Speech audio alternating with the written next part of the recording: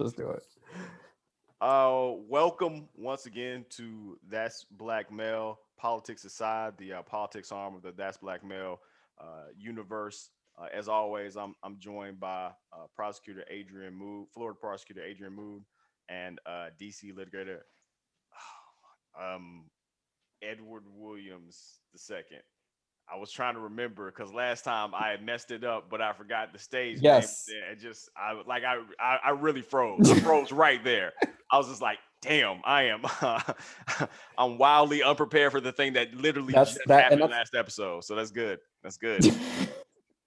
Yeah. well, the name at the bottom of my at the bottom of my screen is still accurate for these purposes. Okay. All right. That's There a we bad. go. How you doing, boys? How's it been? How you doing, Mood? How's it hanging over there? I'm making it, still adjusted for a pandemic and impeachment 2.0 times. Right. Been So nice trying they had to run to, it back. so nice they had to make it twice. Yeah. Sitting at work today, I had to, walk out of my office at one point during the Trump defense team montage of the word fight used by other people, and to prevent myself from throwing something at the screen because it was just the level of stupidity I was being subjected to had grown so large. But I'm doing all right otherwise. Okay. And Ed, how you hanging in DC, bro? Yeah, DC's cool. There's a whole impeachment trial happening at the scene of a crime Yep. right now, which is unique. It doesn't happen often. And otherwise, I'm not sure if it's my pandemic delirium that's making me want to like buy this house that caught my eye today, or not. But my husband's not happy about it either way. So, but we're going to the open house on Sunday. You So out here? You were You out here? playing around on Zillow? You were playing Yeah, I'm around about on to say that Zillow? Zillow life, man. Living that it's Zillow life. it's definitely Redfin up here, but yes, it's the images captured my imagination, and now I see myself living somewhere else. It's a Living that problem, Zillow people. It's a life, problem. man. It's a It's a problem. dangerous Okay, game. It's a it dangerous is. game with that Zillow It life, is. man. It got pretty serious today, so we'll see. We'll see. Is the Uh, pandemic going to force us to buy a new house? I don't know. I don't know. Okay, Tune in. that's what's up. Well, this is a good time where I like to ask both of you guys what you want. This is a segment that we do across the That's Black Male landscape, where I like to ask. We all stuck up in the crib, so if you consuming some new content, or if you like, maybe picked up a hobby, read a book, I don't care, just something to break up the monotony. So I'll start with you, Moo. What anything new you on right now? I have some things on my list. The new Denzel movie is certainly on my list to get to. Um, but I've been watching an anime, My Hero Academia, basically about a kid who wants to become a superhero in a world where like 80% of the population are born with superpowers, but he is not. Um, and he still wants to be a superhero. So it's an interesting anime. It's on Hulu. I've been enjoying it. I'm already into season 3. So that's what I've been on, in addition to, watching, people to try to excuse inexcusable conduct by our former commander in chief. That's what's up. That's what's up, man. I have a few right now. So we put you all on the Are You the One boat. You guys we got each other into this Are You the One thing. So then we went back. So there are only 2 seasons on Netflix, but season 8 is available on MTV.com, and it's a gender fluid season. So everybody Wait, hold up. There are 8 seasons of this? Yes, Yeah. sorry. Okay. Goes into bottomless pit of content. Okay, I'm just letting you know. Just letting you know that there's a gender fluid season, so everyone is potentially everyone else's mate. That's too difficult. And I just feel like that's too difficult. it's That's not very fair. difficult. It is, Not fair. it is terribly difficult. It is also hilarious, and good. It's just really good. I think it's some of the best reality TV I've seen in a while. So that's one. Two, Jasmine Sullivan's EP Hotels Okay. is unbelievable. I mean, it's just like I think that, every few years I forget how good of an artist she is, and then she puts out an album, or in this case an EP, and I can't get it off repeat. Like it's just like It's really good. it's It is really good. yeah, it's really good. And so So I'm looking for, she's been teasing a collaboration with Issa Rae on it. That kind of came Oh yeah, about that's on right. Twitter. So hopefully that happens. But yeah, so that's so listening to hotels and watching people try to find their mate in a house where they could be any one of the other 15 people in the house is my that's what I've been doing these last few weeks. That's And and work and stuff. I mean other adult stuff, but like yeah, mostly yeah. that. No. Look, man, you don't have to explain yourself. Look, man, you do not have to explain yourself. Everybody right now is just one foot in front of the other, man. Like nobody's out here. Exactly. Nobody is out here Exactly. trying to shame Exactly. for how you pass the time right now. That is not the vibes we are on at all. But yeah, Right. just so Right. I'm gonna break this. We're going back into this impeachment second time that the president, or I guess the former president, has been impeached. I don't know how. I don't think the tense is right on that. But so it's weird. This is the first time that this has occurred. But I wanted, before I like kind of get into what we will spend most of the episode on, I just wanted to kind of like just one quick thing about watching the video of Mitt Romney as he watched the video of the officer Eugene Goodman like usher him away from like an upcoming mob that he knew about, but that Senator Romney did not at the time. Like just watching that was crazy, because I didn't realize that, and this is kind of what had come out reported later, that he didn't know that what exactly had gone on at that moment. I guess I just assumed at some point someone would have kind of given him like kind of the play-by-play of what was going on, but I suppose not. And that was just really surreal. Like that was a really crazy way to kind of. I didn't watch much of the impeachment process. I've kind of been in and out on it, but that was kind of my first introduction to a lot of it. And that was just like a really weird feeling. Ed. Yeah, look, Black people save America again. This is the theme, right? So Eugene Goodman, Officer Eugene Goodman, who as of tonight will receive Congress's highest honor, the Congressional Gold Medal, for his bravery and service, in part for that act, for saving Senator Romney's life, but also for saving the lives of numerous members of the Senate when he led rioters away from the Senate chambers while they were still there. So look, Mitt Romney is one of the few senators who's inclined to vote for conviction anyway. Um, I think that it put into stark relief how close we were to experiencing the deaths of several members of Congress and not just law enforcement officers or protesters.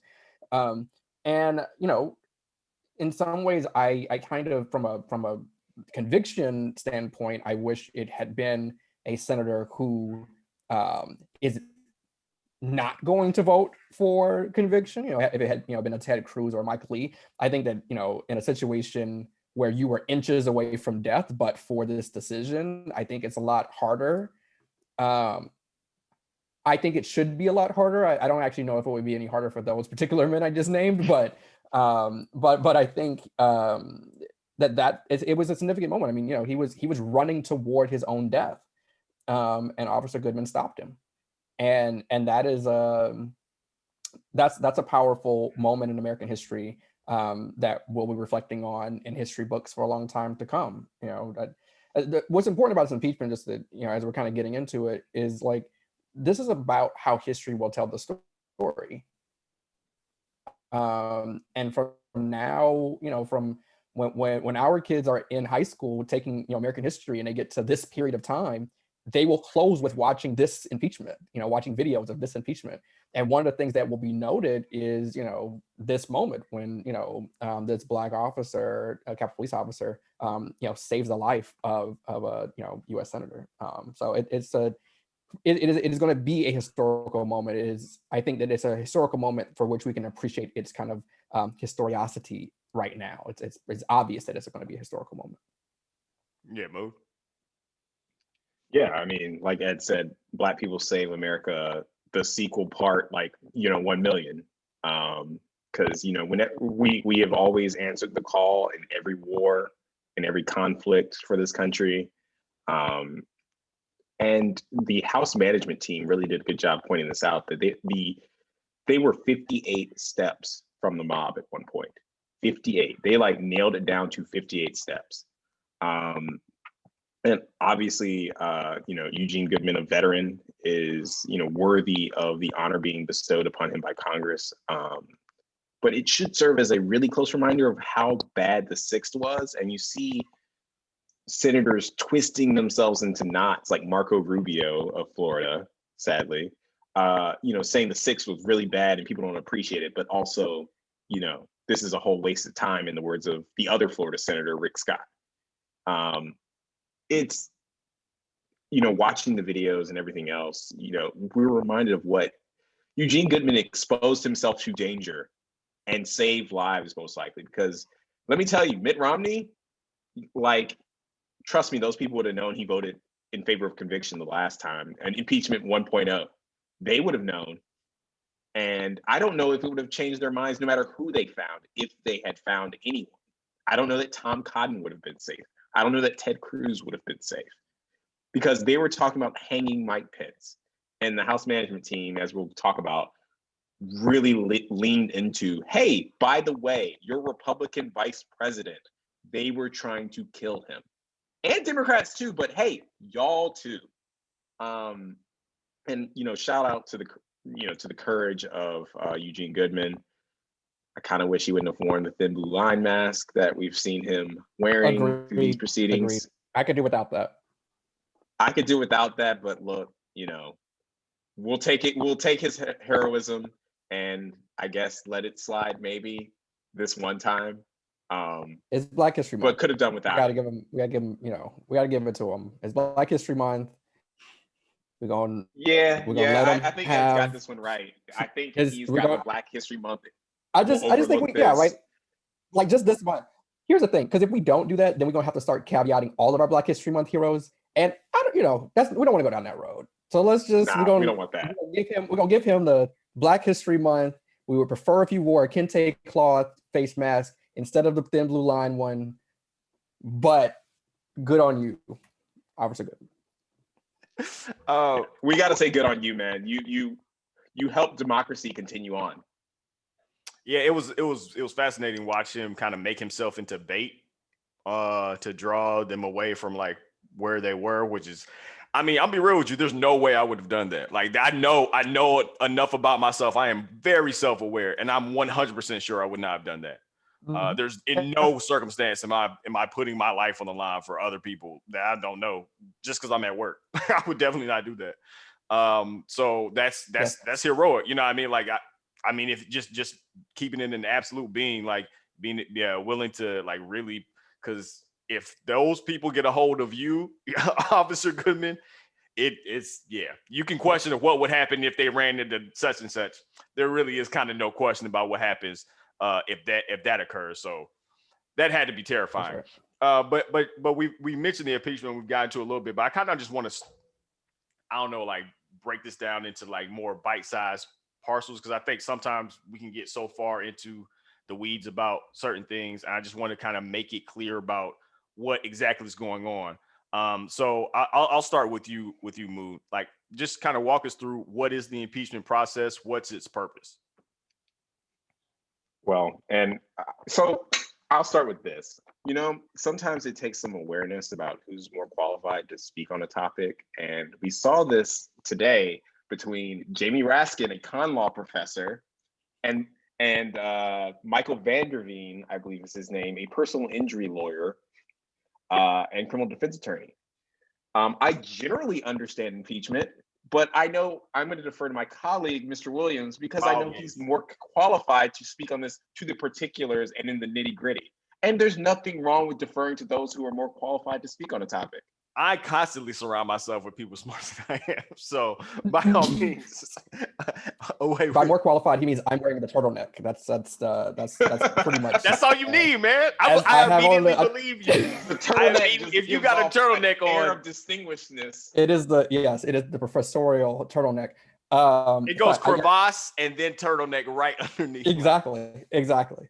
So I will see your two-part, and I'll talk about this two-part impeachment from January of 2020, and raise you a three-part impeachment, which we are in this time around. So the basics are this: the House must vote by a majority to send an article of impeachment to the Senate. That happened the Wednesday after the insurrection. The House sent a single article of impeachment against then still President Trump for insurrection or inciting an insurrection against Congress.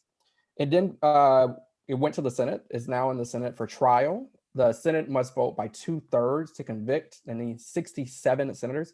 There are 50 Democratic senators, so they would need 17 Republican senators to join them for the conviction. And the conviction leads in this particular, if they lever, a post-impeachment lever or conviction lever, which is the banning of Donald Trump from ever holding federal elected office ever again.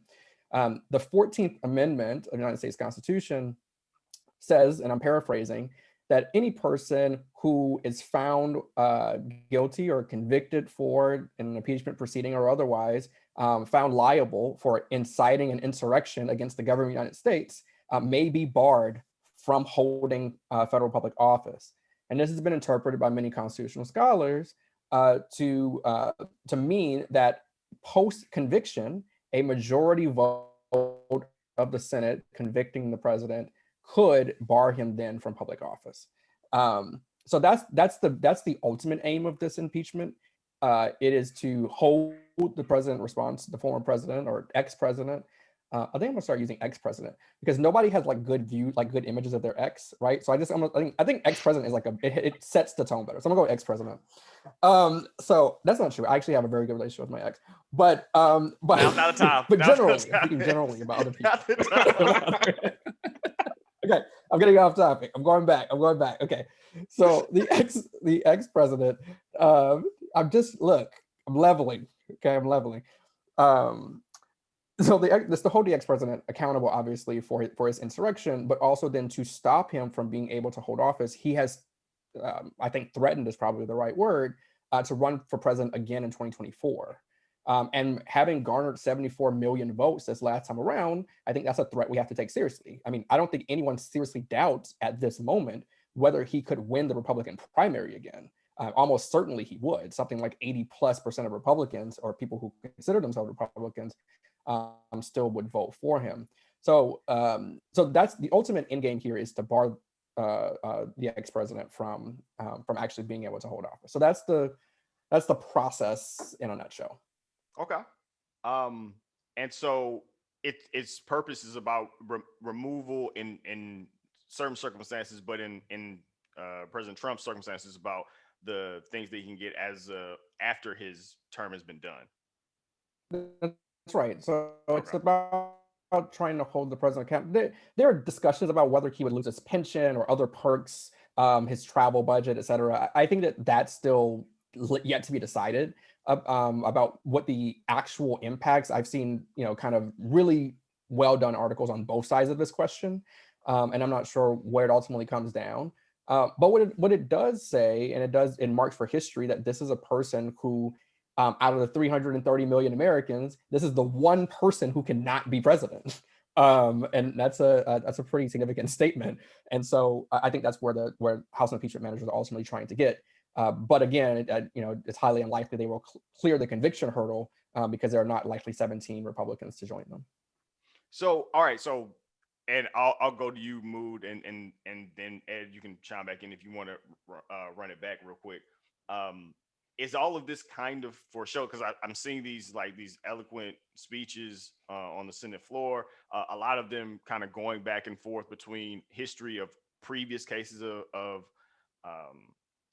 impeachment and the similar ones in terms of the penalizing after their tour, I guess their administrations does. Not always presidents, it's sometimes other like cabinet members and stuff. But is all this kind of for not if it's all about votes and the votes have already kind of been counted? So I'm of the opinion it's not just for show, even if you don't get a conviction, because I think this is for history. Because we had the U.S. Capitol breached for the first time since the War of 1812. And I think and this time not by a foreign invader, but by our own from within, and incited by the person occupying the White House, holding our highest office. And I think it's important because we need to say that this is wrong. And I think it's important that we do that, even if we had no bipartisan support, right? If we had no Republican support, I think it would have been important to do, because we are airing out for the world to see that we will not just say, well, the Republicans aren't with us, so what, I guess this conduct is just okay. And fortunately, we do have Republican support, right? There is Republican support for this. We have Liz Cheney, daughter of Dick Cheney. Like, her conservative credentials are beyond contestation. They just are. She's one of the most staunchest conservatives and has been one of the loudest critics of Donald Trump and what he did on January 6th and the months leading up to it. And I think it's important, if we're going to hold ourselves out to like places like Myanmar, who had an actual coup, not quite like our own, but like the attempted one. They had an actual successful coup, and we're going to lecture them about democracy and free elections. We have to stand up and say that this is not acceptable in the United States of America, and we believe in a peaceful transfer of power. And this is the first time we haven't had one. And we're going to hold the person who is I won't say, we've slipped into saying solely responsible. He's not solely responsible. There are members of the United States Senate and House who are also responsible, but they weren't the leader, the main figurehead like Trump was. So it's important. And I think it's important that also, I think you're going to see I think this will go down in history as the most members of an opposing party voting in favor of conviction, which speaks volumes for the history books. That I think you're going to see 6 at least Republicans come across the aisle and say he deserves to be convicted. And I think that says a lot for history. Like, Republicans can't make it's been funny watching the Trump defense team argue that this is a partisan push and ignore the fact that 10 Republicans in the House voted in favor of impeachment. And we can safely say or expect you're going to see like maybe 6 Republicans vote in favor of impeachment, or a conviction rather. He's already been impeached, so vote in favor of conviction.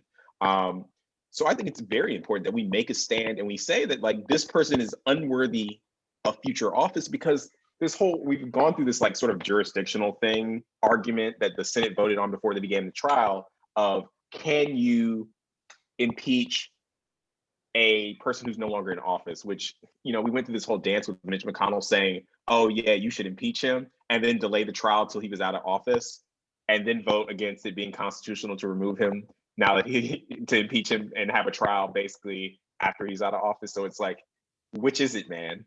Make up your mind. But I think it's important for us to say, like, you are no longer worthy of federal office anymore, and this cannot stand. So I think it's not just for show, as Rick Scott of Florida would say, and the Trump team has tried to argue. Goes to the very core of what democracy is and looks like and is going to look like in this country.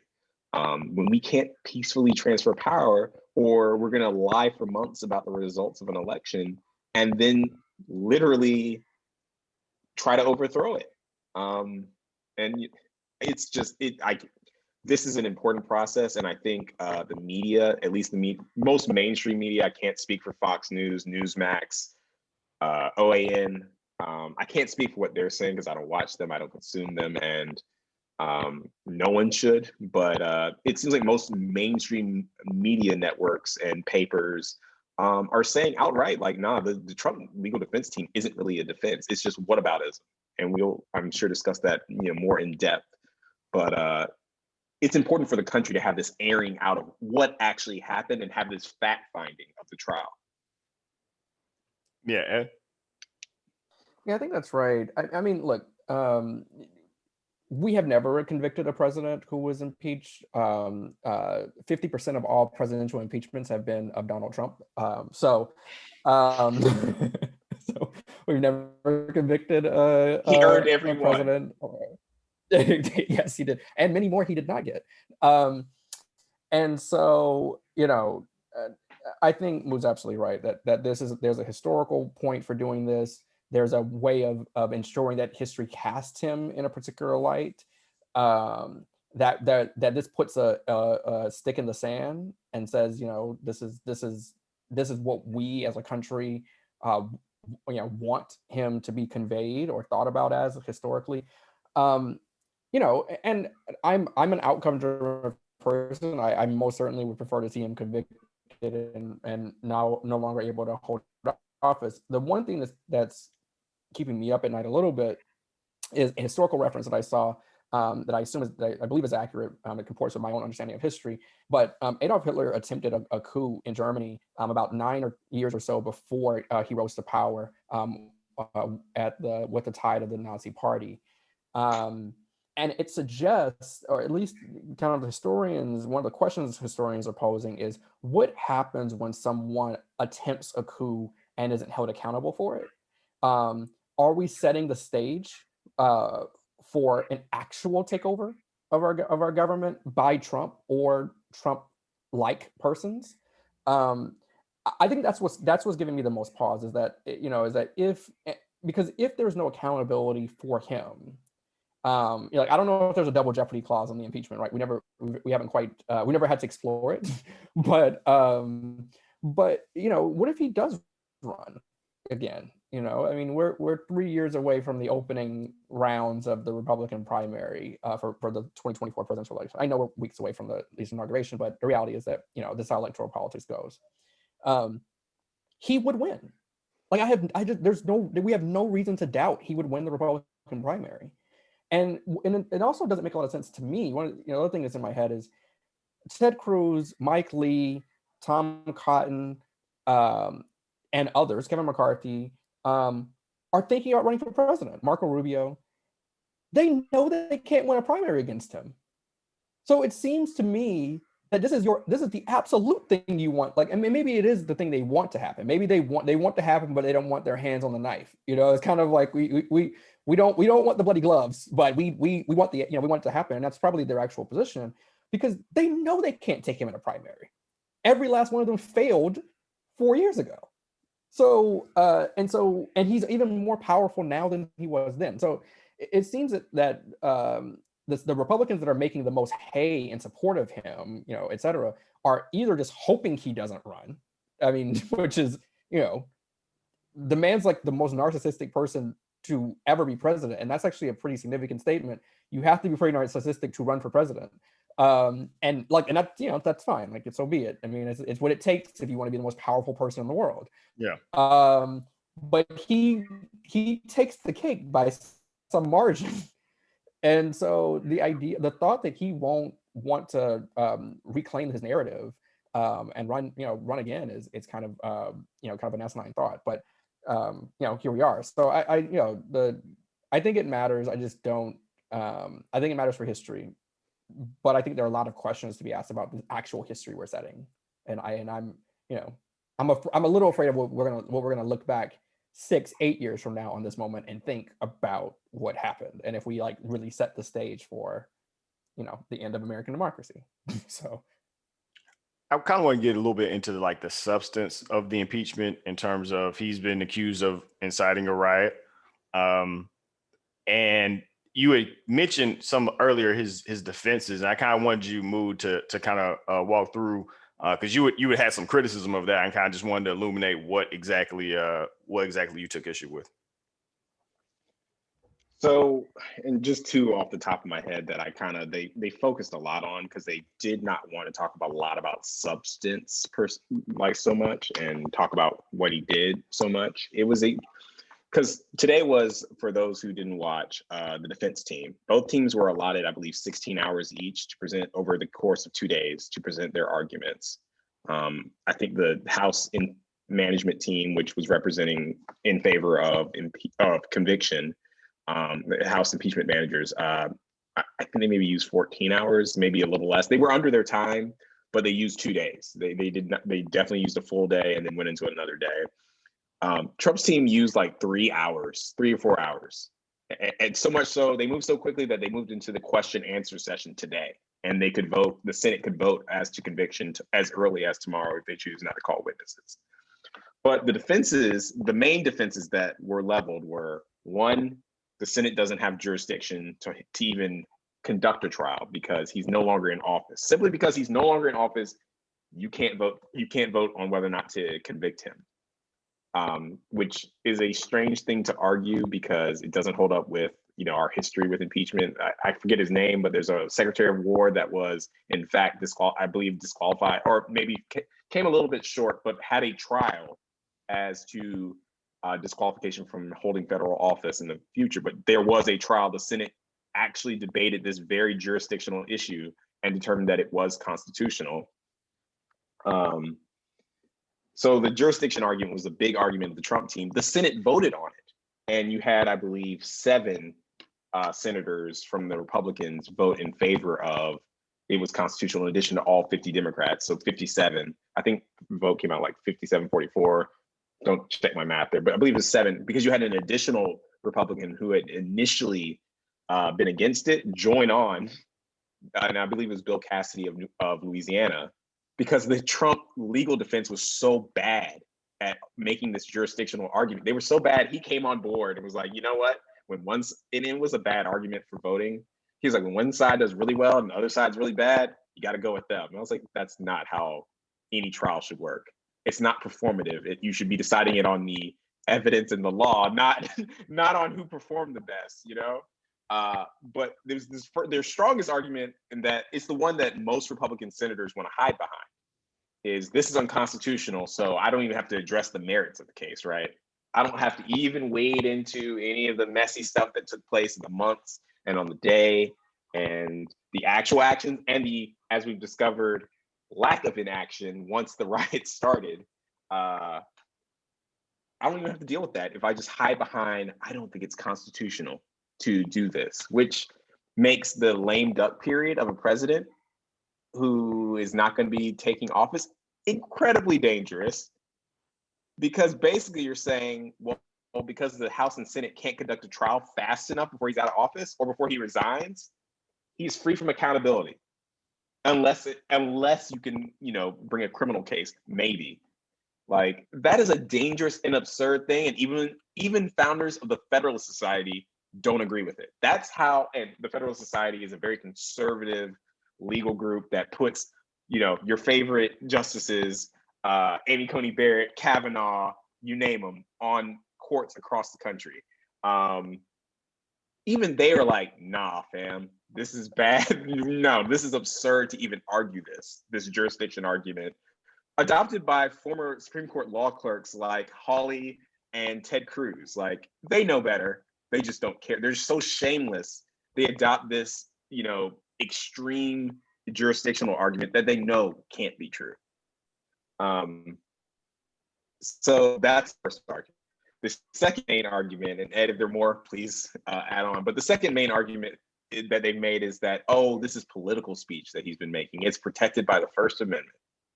And that too has been rejected by a majority of legal scholars across ideological spectrums, because we know that the president, as former or current, I believe, constitutional law professor and leader of the House the impeachment management team, Jamie Raskin, has stated, he's not just some guy off the street. He's the president of the United States. He has sworn an oath, including things like to protect us from all enemies, foreign and domestic.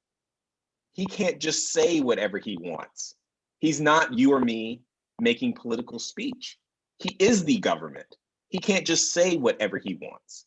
He can't just incite people to do things at his behest and then say, I was just making political speech. When he decided to enter the political arena and then was elected, sorry, you're no longer private citizen Trump. You don't get to behave however you want.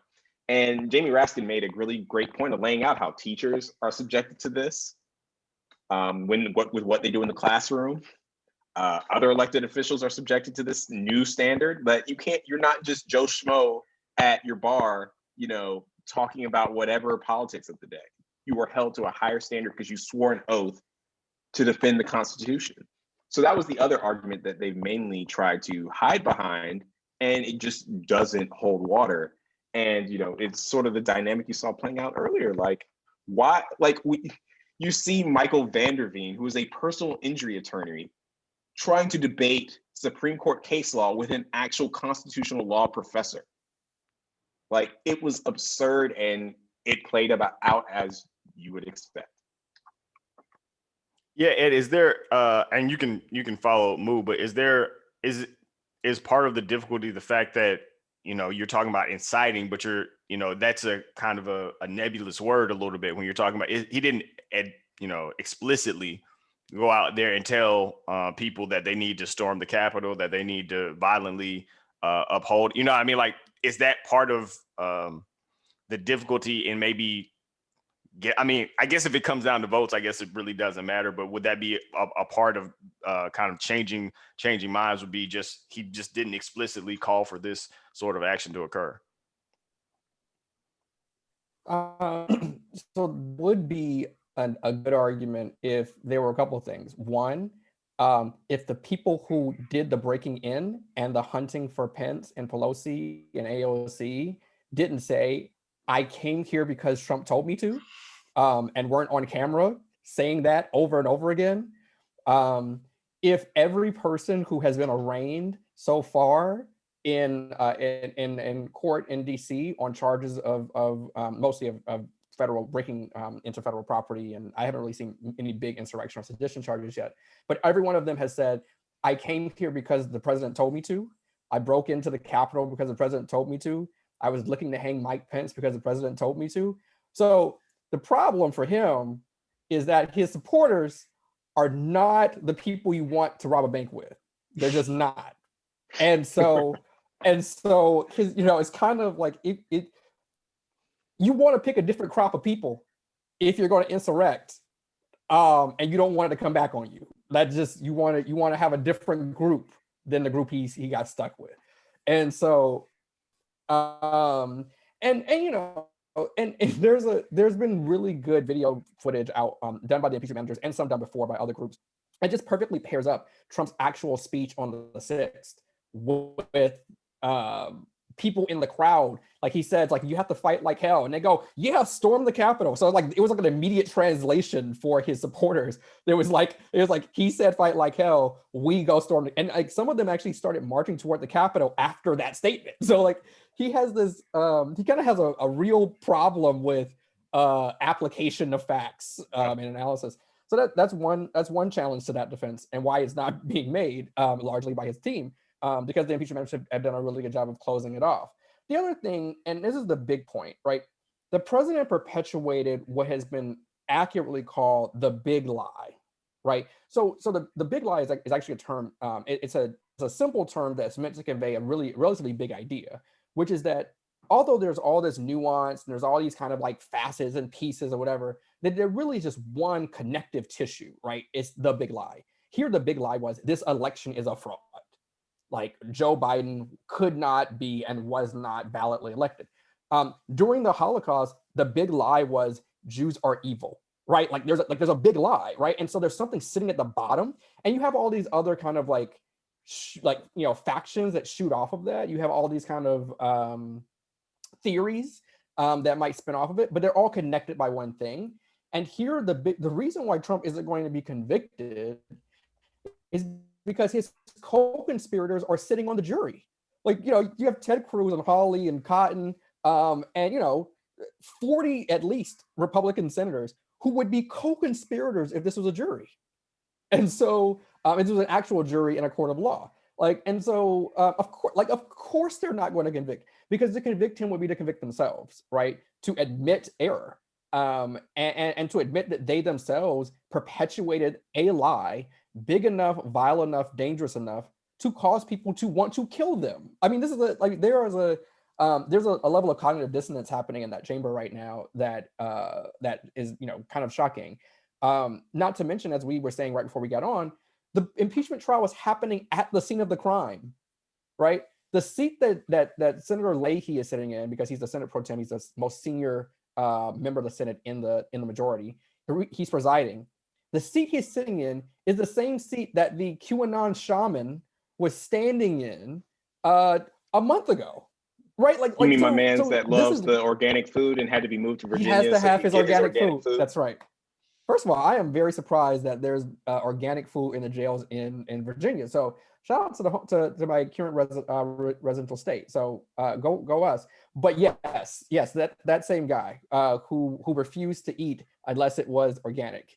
Um, but yes, You which can't is an insurrect accurate. on Right, just any old right. food.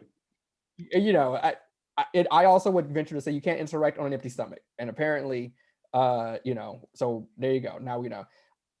Very big caveat, small caveat on that. He's using civil rights laws that are actually in place for exactly the purpose that he's using them for. I'm just only upset that he's the one who's actually taking advantage of them, right? Like there are people who are incarcerated, who are Muslim, who are entitled to halal food, and people who are, you know, allergic and entitled to foods that, and we have laws to protect those people for those things, but often they can't afford the lawyers who will actually be able to put forth those claims.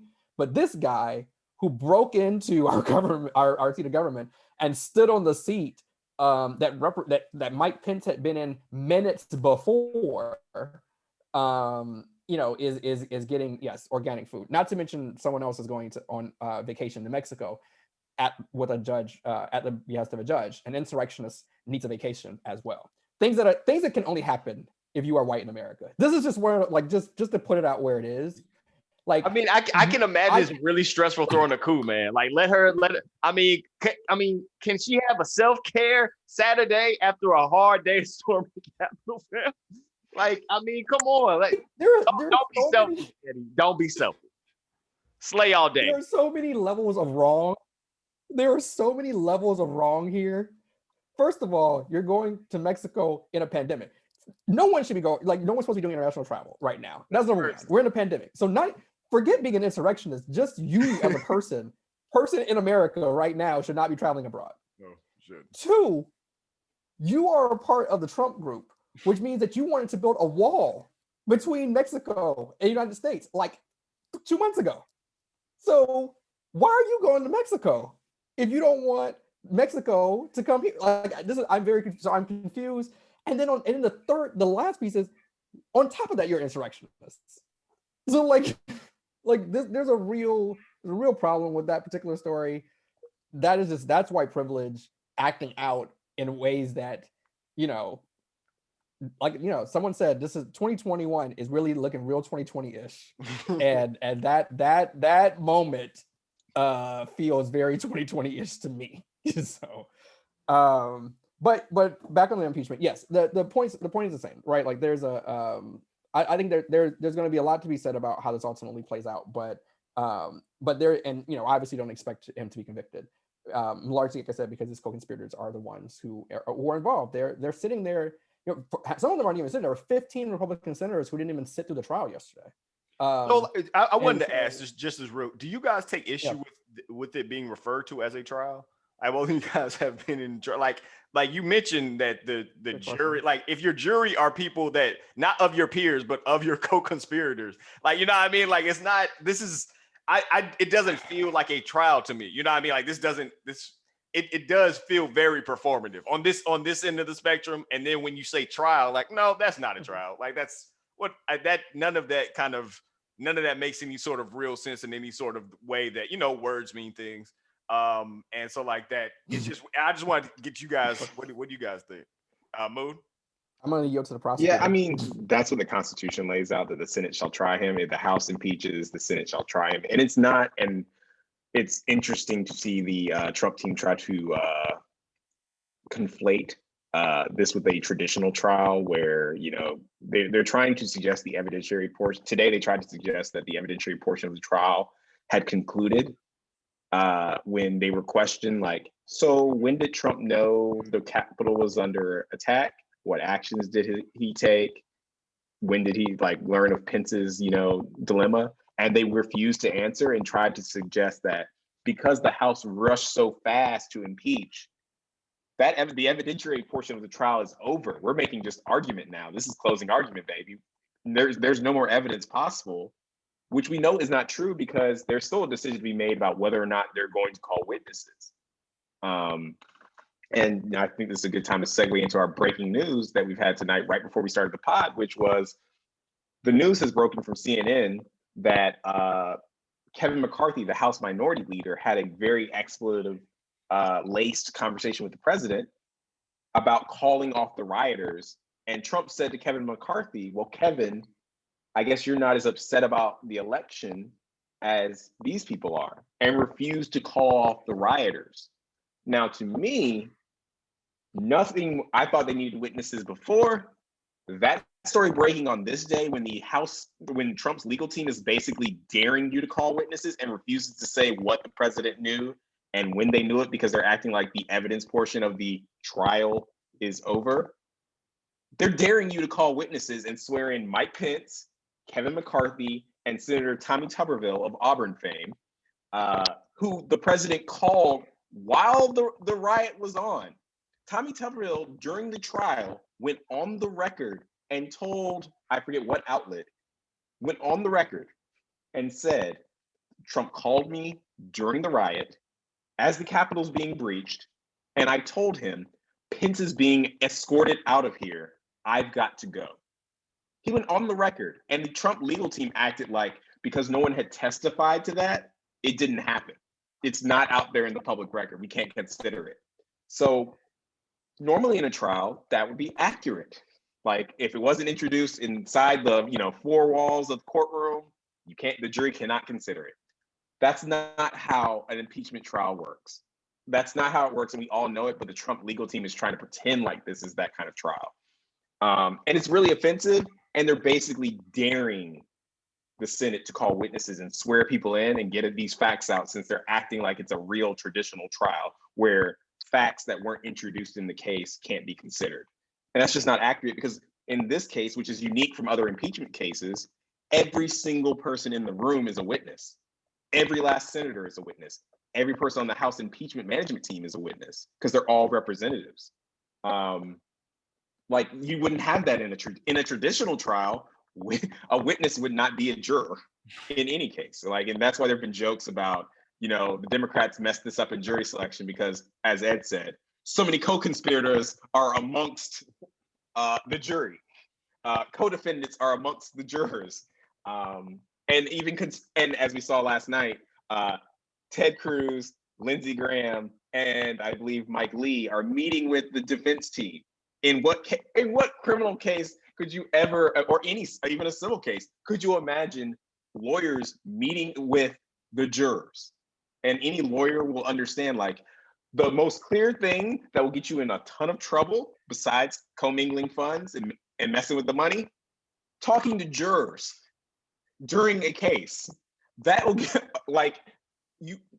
I literally will see jurors coming down the hallway and walk in the opposite direction to avoid them. So it's not a traditional trial. And I think, yes, we say trial, but it's not a traditional trial in the trial sense that people may be accustomed to seeing on Law and Order. I agree, obviously, with Mood's assessment. He's had hundreds more trials than I have, so he's the expert there. But I think that it is like a trial in this one way, which is the jurors may vote, for or against conviction for any reason or no reason at all, right? I know that this is not what we teach, and it's not what we say to jurors when we are trying to impanel them. But the reality is that for the most part, there've been conversations and as of late about whether or not there are some exceptions to this rule. But generally, a jury is asked, "What is your ruling?" Period. And in some jurisdictions, they're allowed to ask questions after lawyers are allowed to discuss with the jurors. That's mostly a matter of trying to figure out. Some jurisdictions allow you to do it, but it has no effect on the potential outcome of the case, which is just kind of basically, how did I do as a lawyer? Kind of trying to get some expert tips on how we actually perform. And then some of them are actually because there's been word of some nefarious act or behavior that may have influenced the jury, and so sometimes judges will allow lawyers to investigate that. But for the most part, a juror goes into the deliberations and they come out with a decision and a number. This many people voted yes, this many people voted no. And what the actual decision or thought in the mind of the juror is not up for probing. They can refuse to ever talk about the case for the rest of their lives, and many jurors do, and especially in high-profile cases. And so, in that way, the thing we have here is that all the jurors are public officials. Their votes will be public. And they will, and they will be held accountable for those votes. But as far as the actual decision, right? Like these jurors, like jurors in a regular criminal trial, make a decision on any basis or no basis at all. That is their. So it's a weird. I agree that calling it a trial genders or gens up images that are inaccurate for the American public. But it is also the only comparison we have. Like, before the last 30 years, we had one impeachment of a president in the 19th century.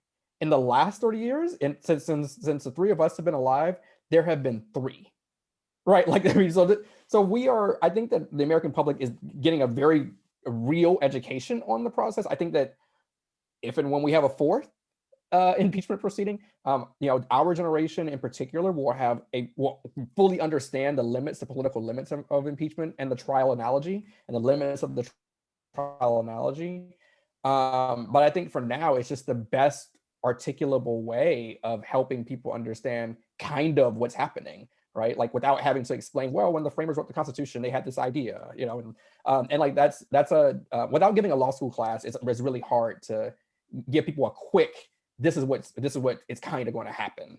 And I think that's why we use those words. That's why we discuss it this way. But look, our generation is an expert on impeachment trials. We are generationally qualified to talk about impeachment. So, and we will. I hope we never have to see another one the rest of the time we're alive. That's high. I find that to be at this point highly unlikely. There you go. So, there you go. Yeah. Yeah. I mean, I'm not an optimist. You know this. Fair. And so you both kind of give me what you guys expect the outcome to be. You expect that he won't get convicted. Is that correct from both of you guys? Okay. Yep. In terms of kind of what the fallout is going to look like after this I guess vote or conclusion of not convicted. Acquittal. It's essentially an acquittal. Yeah, it was. There you go. What do you think this looks like for politicians? And you guys have mentioned Ted Cruz, former U.S. Ambassador Nikki Haley. She's become much more pointed in her criticism of the president than she has previously. I'm just asking kind of and I've read some reports about, this fracturing the Republican Party in some way, that there might be like another party that is created between those. I mean, I don't know if it would be those that believe in Trump would become a new one, or those that don't, whatever. I don't know. But that might occur. Like, what do you kind of foresee down the line as it relates to what this kind of the outcome of all this stuff will be? And I'll start with you, Moon.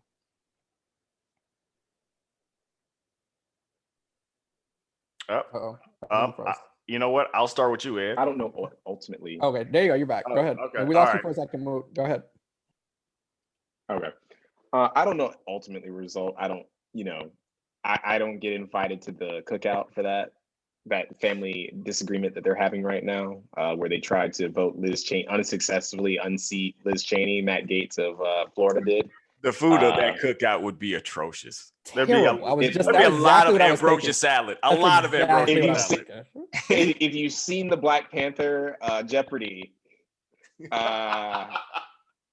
putting raisins in the potato salad is what you would expect at that cookout. Yes, that's what no paprika. That's what you would. But it's going to be interesting because you see people like Representative Adam Kinzinger of Illinois, talking about starting a PAC to come after these Republicans who are just diehard Trump supporters. The country be damned. We're following this cult of personality. I don't know who ultimately win, but I know that right now Trump controls that party, the majority of the party, and everyone on that side is terrified. The majority of people are terrified. I know more people are more like Representative Marjorie Greene Taylor than are like Representative Adam Kinzinger and Liz Cheney. They're far more in the, I think, what are they calling them? I think the Sedition Caucus. There are far more people in the Sedition Caucus than there are in the Mitt Romney's principal, like, conservative, like, this is where we're at. There are a lot more on the other side. So they're going to have some stuff to work out. I don't know how that's going to all play out, but general election wise, it's going to be very difficult. People are going to have to be, held to account. And we saw the Politico article about Nikki Haley, my former home state's governor, former governor of South Carolina, and I believe the ambassador to the UN under Trump. And they pretty much in the headline call her out like, it's time to choose. You can either be the leader of the post-Trump party or you can be the friend of the guy who incited an insurrection.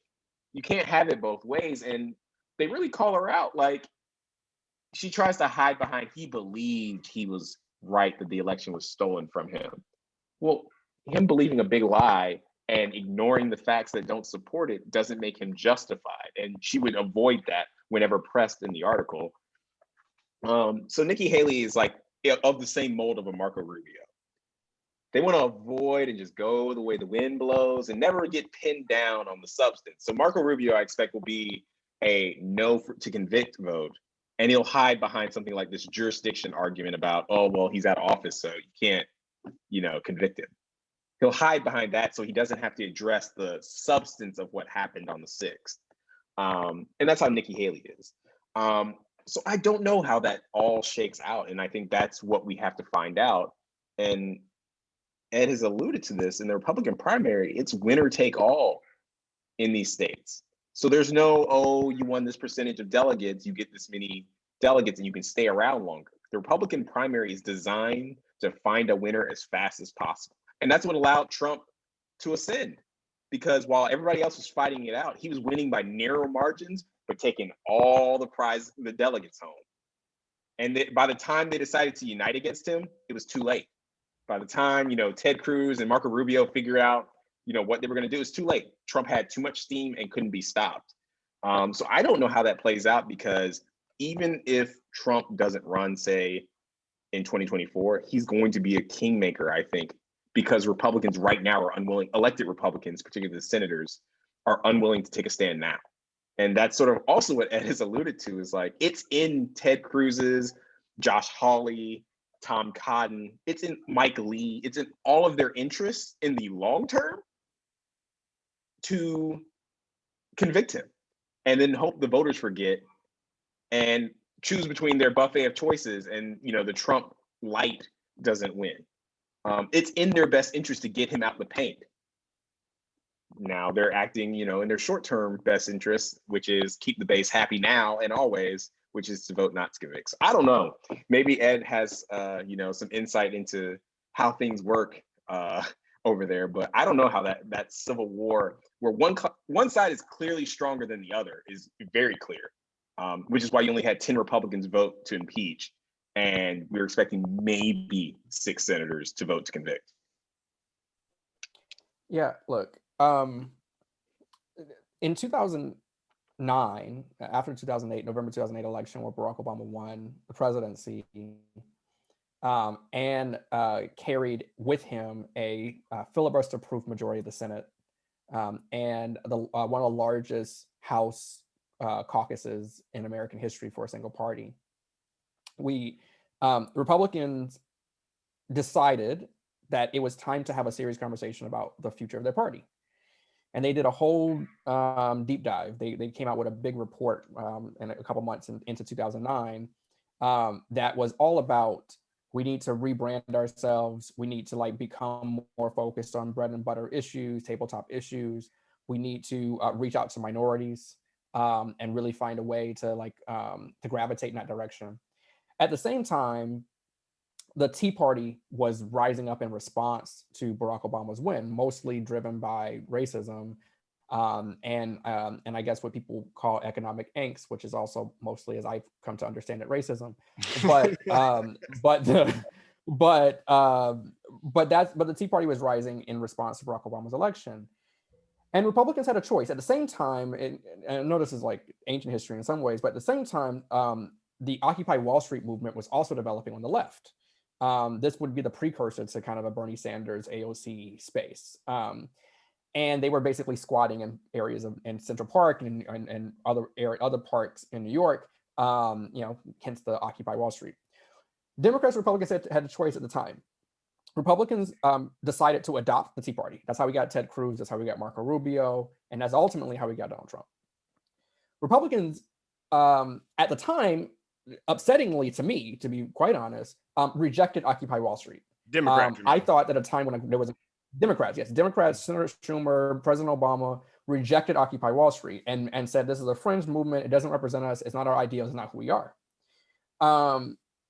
At the time, I was upset because I was like, the Tea Party is as clear, like, ravenous grassroots organization, full force, who is going to kick our butt. And they did. Like, we got our butts handed to us 2 years later in 2010 because of the Tea Party, largely, and the energy they had. And I thought that we should have adopted the groundswell energy on our side, which was represented by Occupy Wall Street at the time.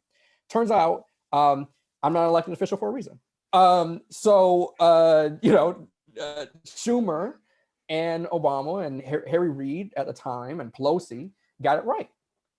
They understood that a uncontrollable force of energy that is disconnected from the reality of electoral politics and is motivated by something other than actual policy decisions is dangerous. And I think we can relitigate whether or not Occupy Wall Street was actually the equivalent to the Tea Party, which I actually don't think it was. But I think that the general principle was right. And so here the Republicans are again, completely out of power, right? The Democrats have the presidency. We don't have a filibuster-proof Senate, but we do have the House. And the decision that they're facing now in February of 2021 is the same decision they faced in February of 2009. And the party, it appears, there is no attempt.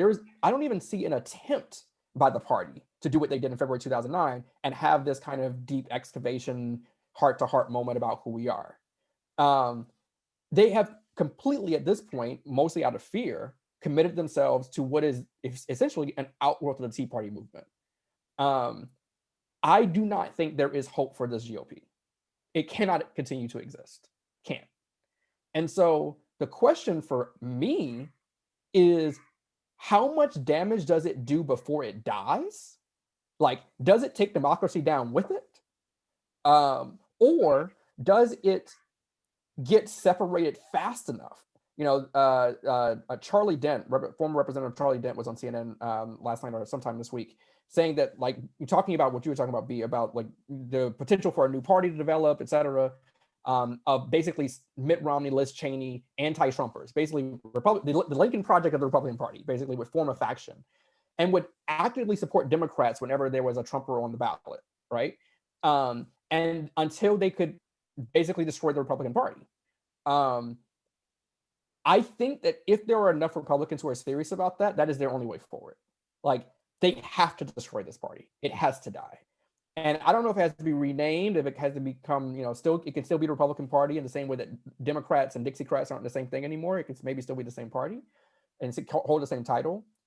But they have to kill this version of their party.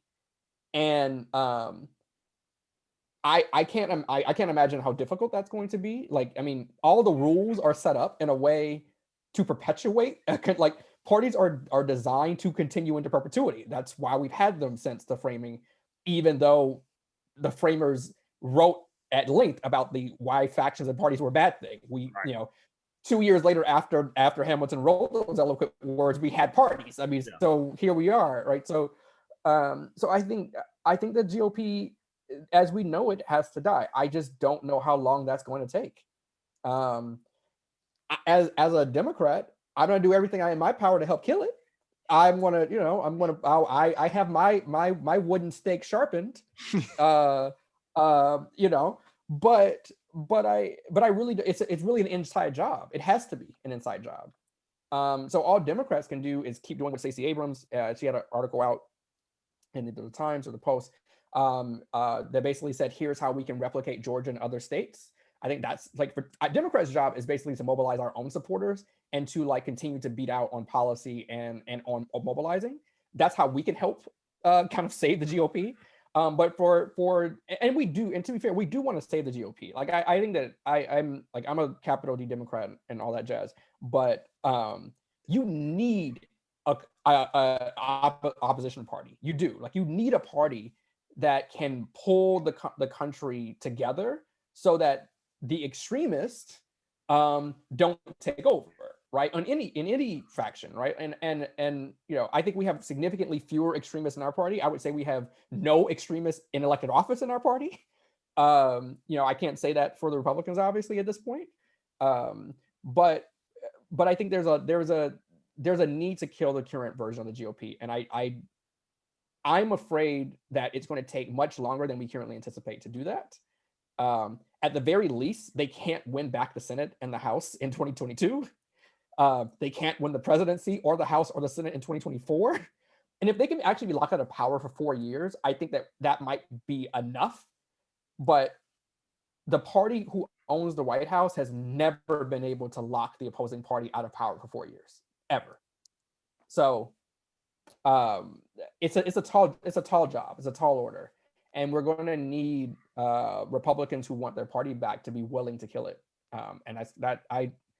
It sounds like there might be enough of them. I don't know if there's enough of them in real life or just the ones who are coming on CNN, but we're going to find out.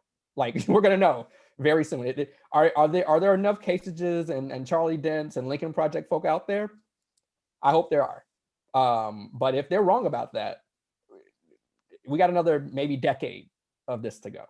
Do you believe a little bit more? And I'm just a quick aside move, because I know you had talked about caution when it came to the Lincoln Project. Do you believe in it any more now than you did, what was that, about 4 months ago? No. I think I'm still cautious. They've had some scandal as of late as to one of their founders and hiring people for jobs that he harassed. There have been stories, I think you sent one in our thread, about where all of their money is going to. So I'm still skeptical. I do see George Conway of note, consistently, taking up what we need Republicans to do, like Ed said, of, nah, man, when the choice is between a Trumpist and a Democrat, I choose the Democrat because this version needs to die. And I'll take that help. I will take it and be skeptical all at the same time. But no, I do not trust them inherently, but I will take their assistance in pressuring elected officials to say, fight for a $15 minimum wage, pass Medicare for all, or whatever, or an option, a public option. I will take their help in passing the John Lewis Voting Rights Act. I will take their help in these big things Democrats need to accomplish. Because guess what's happening right now as we speak across state legislatures across the country? Republicans are like, okay, we can't win unless we rig the game.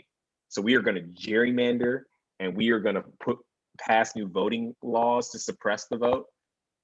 And that is the reality. So we need help wherever we can get it to pass these big things, because Democrats' job right now is to show we can get things done when you give us the keys to the car. To pass a COVID bill that is generous. And, I don't know why we end up in these situations with the thresholds for the stimulus checks. Biden, I don't know what's going on in those discussions, but I wish Biden would be no, we're not doing this, because we know that $75,000 in New York City is not the same as $75,000 in whatever town, Alabama, in rural Alabama. We know those things aren't the same. We know that you are not living high on the hog in New York City on $52,000. We know this. So why pretend otherwise?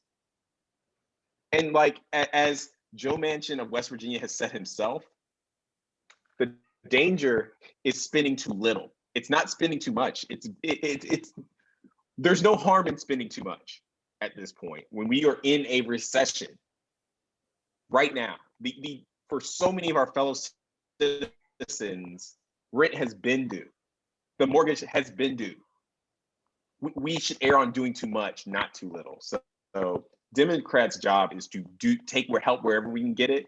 Take the Mitt Romneys, take the Lisa Murkowskis, take the Susan Collins votes wherever you can get them, through budget reconciliation if you can't get through the filibuster, by any means necessary, because 2022, it's going to be, what have you done for us? We gave you the keys. What have you done for us? Because we know Democrats tend to have lower turnout in midterm elections.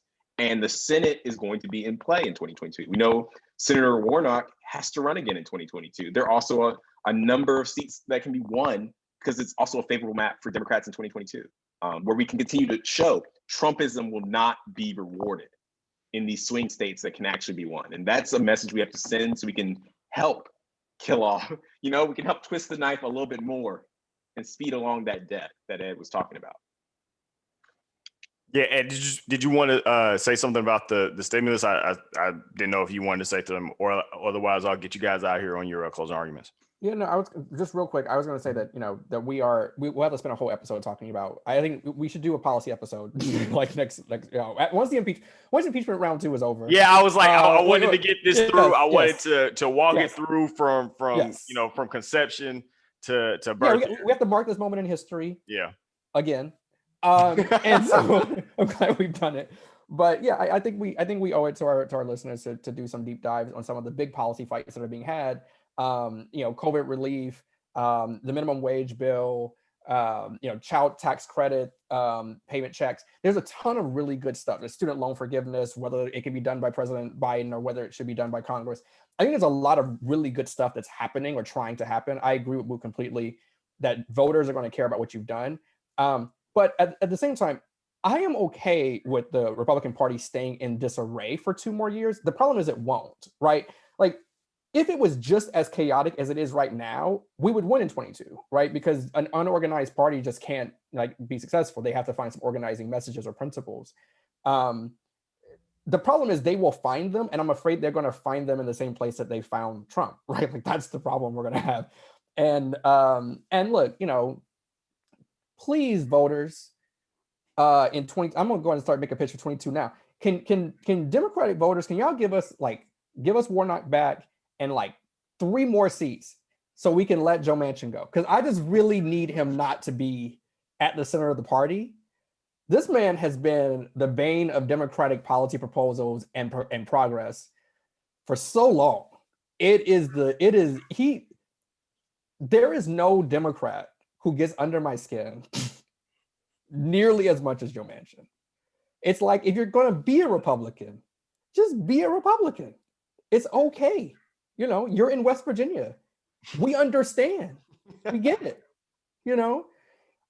At least be an independent. Just don't be a Democrat. Like, don't wear the same shirt, that I wear. And then have to fight with you about whether a $15 minimum wage is a thing that we should actually be passing in the richest, wealthiest country on earth, right? Like, it is like that. Like, don't make me have that fight with you. I have to have that fight with the people across the aisle. So anyway, that's my rant on Joe Manchin, who really gets in my craw, as I believe they say in West Virginia. So probably they probably do. All right, so this is the time that we do on Politics Side, where I give these guys closing arguments. Closing arguments are essentially things that they found particularly interesting that they wanted to spend a little bit more focused time on. And I'll start with you, Moo. So for my closing argument is this: don't play with Black women. As we've discovered, it's a tale as old as time.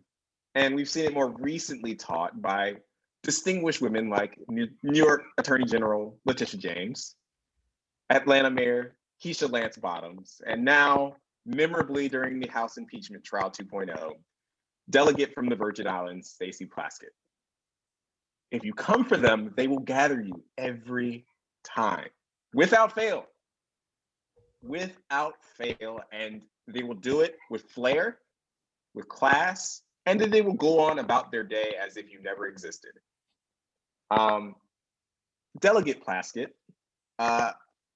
just destroyed her role, particularly demonstrating how close the 58 steps that the mob came to the senators and representatives in the House in her role in the House on the House management team. And I believe she is the first delegate to be on an impeachment team. And she was just masterful. And as I saw political pundit Ana Navarro say, it was so appropriate on the first day that she was, speaking. She wore a cape as she was attempting to save democracy.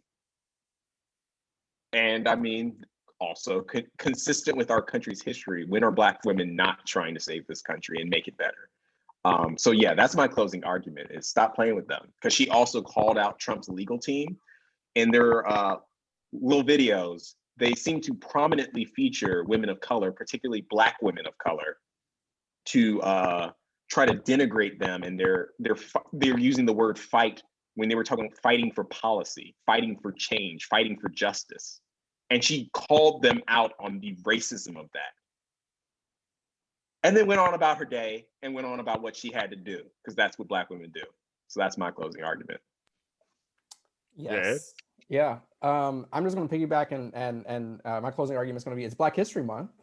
Everyone. This is good, just want to acknowledge. As we, again, we started the show talking about Officer Goodman and Moose engineering the show, talking about the delegate. I think that this is Black History Month is a special moment in kind of the calendar, because it is the 1 month when corporate America and generally kind of American media pays attention to what's happening or has happened, or at least finds an attempt to celebrate it. I think that I have been, kind of reflecting on this message, right? Like that it has been Black folk, kind of the 1619 Project message, which is that America didn't become America until Black folk, started to force it to become so. And I think that's where we are. That's what this impeachment stands for. And so I'm encouraged in some ways by kind of this moment of celebration, this opportunity to be a part and to think about kind of and reflect on where we are, where we've come from, and where we're going. And I think there's a lot to be answered there. I think that I always find peace in history. Like for me, history rhymes, right? So I find some peace in like knowing that people who look like me have survived worse and still made it, right? That we are byproducts of people's will to survive. And I think that's a kind of this is an opportunity to do some reflection that I don't think we often do. So it's kind of my moment of Zen. My closing is that we should spend some time this month thinking about reflecting on kind of our people's history, and celebrating it, and also learning something new about our own story. I think that I tend to spend a lot of Black History Month thinking a lot about kind of Black gay folks of note who are decentralized from the story, from history. People like Bayard Rustin or James Baldwin, et cetera, who and I think I spent a lot of time thinking about them and trying to situate my own story. And I think that Dr. Carr, who we will know from, who's a professor at Howard, one of the most noted professors at Howard, would say, to be Black in America is to be divorced from your own history, right? And I think that this is an opportunity, a month for us to reflect on that, and to connect ourselves intentionally to it. So that's what, so go out. Don't let these white folk mess up your Black History Month. That's real. Yeah, this is your month. Get your shine on, for real. But inside quarantining, but do it. So, but all of that just in the middle of a panhandle. So don't have a Super Bowl boat COVID parade. Hey man, Tom Brady looked like he was having the best time of his life. Look, that's Tom Brady. That's gonna look like a lot of people when this quarantine thing is over. The bounce back is gonna wobble, and not the dance. The bounce back is gonna be pretty serious. Just the sheer glee on that man's maskless face. I couldn't help but be a little bit envious. Guys, as always, I learned a lot. I'm going to pledge to try to make this this podcast in particular. Politics is very confusing, I think, by design. And so I want to make sure I make a pledge to those listening that we do a really good job of, making it, educating as much as possible and talking about these issues in a way that is consumable and that you feel like more of a part of this republic. And so if we can do that and make you guys uh, you know, better, more educated citizens about the stuff that's going on. And I don't say that from a place of condescension. I really do mean like I'm learning as much. I feel like as anybody else. So we'll continue to do that. You guys stay safe. We will see you on the flip side. And be easy. Enjoy your Black History Month. Stop eating potato salad. Thanks, guys.